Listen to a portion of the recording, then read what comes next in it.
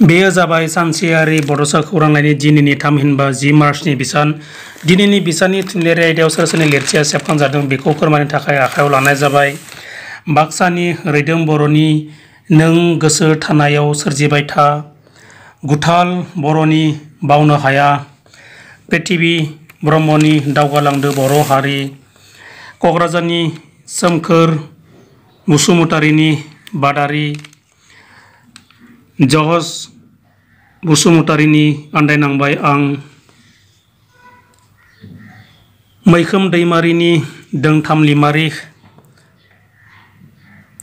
जनन कुमार बसुमतारीनि हावरिया खाफाल, चिरांनि कमल मुसाहारिनि रजेनि सावगारि, क'क्राझारनि सानसुलि बसुमतारीनि जिउनि अनजालु, चिरांनि बिस्वनाथ मुसाहारिनि लांगोना सेराव,